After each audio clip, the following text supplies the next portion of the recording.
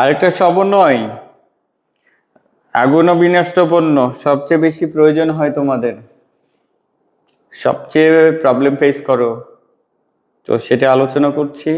এটা কোথায় কোথায় বসবে, কিভাবে বসবে পুরোটাই বলে দিচ্ছি, খুব মনোযোগ দিয়ে দেখো, ঠিক আছে? তো দেখো তো, সমন্বয়টা তোমাদের এইভাবে থাকে, রেওয়া মিলে ক্রয় দেওয়া থাকে থাকে আচ্ছা, রেওয়া মিলে ক্রয় দেওয়া থাকে। সমন্বয় বলা থাকে এইভাবে যে সমাপনী মজুদ মূল্যায়ন ৮০,০০০ টাকা, মূল্যায়নের পরক্ষণে আগুনে বিনষ্ট। এটা আগুনে বিনষ্ট হতে পারে বা অন্য কোনো প্রাকৃতিক বিপর্যয়েও নষ্ট হতে পারে। পণ্য গুদামে মজুদ ছিল, নষ্ট হয়ে গেছে সামহাও। তো ওই গুদামের প্রোডাক্টের উপরে বীমা করা ছিল, তো বীমা করা ছিল, বীমা কোম্পানি ক্ষতিপূরণ দিতে চাইছে কত? ৭,০০০ টাকা। তাহলে এটা কিভাবে সমাধান করবা, কোথায় কোথায় বসাবা খেয়াল করো। ক্রয় ছিল ২,৩০,০০০। তো তোমরা জানো ক্রয় হচ্ছে খরচ, তো এটা কোথায় বসবে? আয় বিবরণীতে। তোমরা যখন আয় বিবরণীতে নিট ক্রয় নির্ণয় করো, তখন ক্রয় ২,৩০,০০০ বসাবা। বসানোর পরে এই যে যেই প্রোডাক্টটা আগুনে নষ্ট হয়ে গেছে পুড়ে, সেইটা কিন্তু আর বিক্রয়ের উদ্দেশ্যে নেই। আর যেহেতু সেটা আর বিক্রয়ের উদ্দেশ্যে নেই, তাহলে সেটাকে আর ক্রয় নামে দেখানো যাবে না। সো ক্রয় থেকে মাইনাস। আগুনে বিনষ্ট পণ্য ক্রয় থেকে মাইনাস করবা, কারণ সেটার বিক্রয়ের উদ্দেশ্যে নেই। তো আমরা ক্রয় করেছিলাম ২,৩০,০০০, এর মধ্যে ১০,০০০ টাকার পণ্য আগুনে পুড়ে নষ্ট হয়ে গেছে। সো ক্রয় থেকে বাদ দিয়ে ২,২০,০০০ টাকাকে দেখাতে হবে। ২,২০,০০০ টাকাকে আমরা নিট ক্রয় দেখাবো, ঠিক আছে? এবার সমাপনী মজুদ পণ্য ৮০,০০০ বলা হয়েছে মূল্যায়নের পরক্ষণেই আগুনে বিনষ্ট। তো তোমরা জানো আমরা যখন এই যে প্রারম্ভিক মজুদ, নিট ক্রয় এগুলো যোগ করি, তার সাথে কি প্রত্যক্ষ খরচ যোগ করি, আর সেখান থেকে বাদ দিই কি বলতো? সমাপনী মজুদ।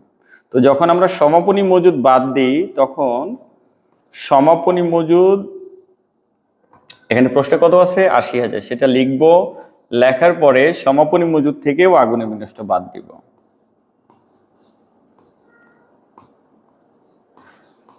বাদ দিয়ে এই যে সমাপনী মজুদ ৭০,০০০ বের হলো, এটাই প্রকৃত সমাপনী মজুদ। এটাই আমরা বিক্রিত পণ্যের ব্যয় নির্ণয়ের সময় বাদ দিয়ে দেব। এখন প্রশ্ন হলো সমাপনী মজুদ কখন, সমাপনী মজুদ থেকে আগুনে বিনষ্ট কখন বাদ যাবে আর কখন যাবে না? এটাও একটা সমস্যা, অনেকে প্রবলেম ফেস করে। একটু ল্যাঙ্গুয়েজের দিকে খেয়াল করবে। যদি বলা হয়ে থাকে মূল্যায়নের পরক্ষণেই আগুনে বিনষ্ট, তার মানে আগে আমরা সমাপনী মজুদ গণনা করেছি কালান্তিক মজুদ পদ্ধতিতে, তারপরে নষ্ট হয়েছে, মানে আগে মজুদ গণনা হয়েছে তারপরে নষ্ট হয়েছে। তাহলে আসলে তো আমাদের সমাপনী মজুদ আর ৮০,০০০ নেই, আছে কত? ৭০,০০০। তাই আমরা আগুনে বিনষ্ট সমাপনী মজুদ থেকে বাদ দিয়ে দিলাম। তবে যদি ভাষা বলা থাকতো সমাপনী মজুদ মূল্যায়নের, এখানে পরক্ষণে না থেকে যদি লেখা থাকতো সমাপনী মজুদ মূল্যায়নের পূর্বেই আগুনে বিনষ্ট, এরকম বলা থাকতো, তখন কিন্তু আমরা আগুনে বিনষ্ট সমাপনী মজুদ থেকে আর বাদ দিতাম না। কি লেখা থাকলে, যদি বলা থাকে সমাপনী মজুদ মূল্যায়নের পূর্বেই আগুনে বিনষ্ট, এটা বলা থাকলে কি বুঝবো? যে আগে নষ্ট হয়েছে, তারপরে সমাপনী মজুদ গণনা করা হয়েছে। সেক্ষেত্রে সমাপনী মজুদ থেকে আগুনে বিনষ্ট আর বাদ দেওয়ার কোনো প্রয়োজন নেই। ওকে? কিন্তু যদি আগে সমাপনী মজুদ গণনা হয় তারপরে নষ্ট হয়, তাহলে অবশ্যই সমাপনী মজুদ থেকে আগুনে বিনষ্ট বাদ দিতে হবে। তো এই কাজটা করে আমরা বিক্রিত পণ্যের ব্যয় নির্ণয় করব। তাহলে দেখো তো আগুনে বিনষ্ট কি হলো? ক্রয় থেকে মাইনাস হলো, কারণ ওটার বিক্রয়ের উদ্দেশ্যে নেই। সমাপনী মজুদের মধ্যে অন্তর্ভুক্ত ছিল, সমাপনী মজুদ থেকেও কি বাদ দিয়ে দিলাম। এবার আরো সমন্বয় আছে এটা। আমার যেহেতু জায়গার স্বল্পতা, তাই আয় বিবরণীতে আমার আরো জায়গা দরকার, তাই আগেরটুকু মিশিয়ে দিচ্ছি, খেয়াল করবা। আচ্ছা, এইটুকু গেল বিক্রিত পণ্যের ব্যয় পর্যন্ত আগুন ও বিনষ্টর ব্যবহার। এবার আসি, এই যে আগুনে বিনষ্ট হলো 10,000, বীমা কোম্পানির সাথে আমাদের চুক্তি করা ছিল। সো বীমা কোম্পানি ক্ষতিপূরণ দিতে চেয়েছে কত? 7,000 টাকা। তাহলে আমরা ক্ষতিপূরণ পাচ্ছি না কত টাকা? 3,000। সো এই 3,000কে আয় বিবরণীর আমরা অপরিচালন খরচ অংশে, কোন অংশে? আমরা বিক্রিত পণ্যের ব্যয় নির্ণয়ের সময় কি করব বলতো? নির্ণয়ের পরে কি মোট লাভ হবে? মোট লাভ থেকে কি পরিচালন অপরিচালন খরচ বাদ দিয়ে পরিচালন অপরিচালন আয় যোগ করে পাই কি নিট মুনাফা, তাই না? এবার সেই অপরিচালন খরচ অংশে, কোন অংশে?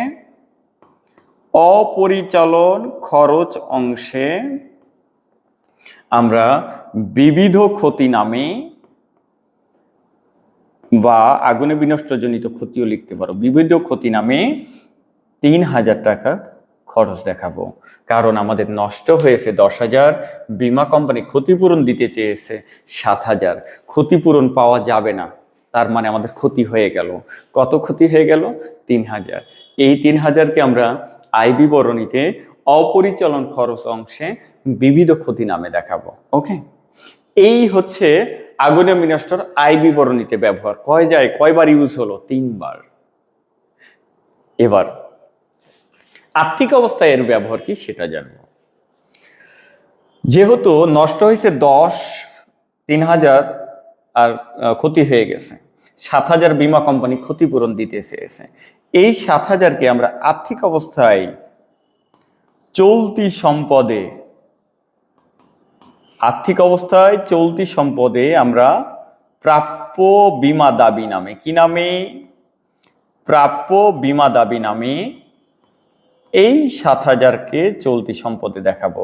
কারণ বীমা কোম্পানি কিন্তু এখনো ক্ষতিপূরণ দেয়নি, দিতে সম্মত হয়েছে, মানে ক্ষতিপূরণ পাওয়া যাবে।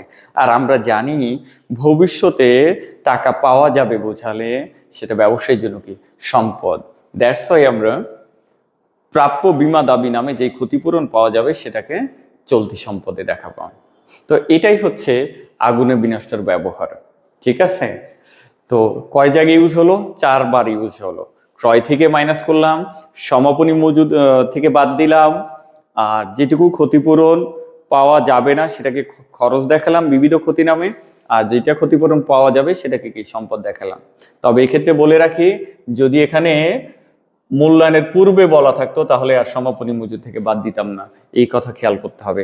আবার আরো একটা ফ্যাক্ট আছে, সেটা হচ্ছে যেমন এখানে যদি বলতো বীমা কোম্পানি 10,000 টাকাই ক্ষতিপূরণ দিতে সম্মত হয়েছে, তখন কিন্তু আর বিবিধ ক্ষতি বসতো না, কারণ পুরোটাই ক্ষতিপূরণ পাওয়া যাবে, সম্পদ দেখাতাম, তখন আর অপরিচালন খরচে দেখানোর কোনো প্রয়োজন নেই। আবার এমন হতে পারে বীমা কোম্পানি ক্ষতিপূরণ দিতে সম্মত হয়নি, মানে 1 টাকাও ক্ষতিপূরণ দিবে না, নষ্ট হয়েছে 10,000, বীমা কোম্পানি 1 টাকাও ক্ষতিপূরণ দিবে না, তখন পুরো 10,000কেই আমরা বিবিধ ক্ষতি দেখাতাম, তখন আর আর্থিক অবস্থায় চলতি সম্পদে প্রাপ্য বীমা দাবি দেখানোর কোনো প্রয়োজন ছিল না, যদি বীমা কোম্পানি ক্ষতিপূরণ দিতে না চায়। ওকে, এই হচ্ছে তোমাদের টোটাল সমাধান। আশা করি বুঝতে পেরেছো। ধন্যবাদ।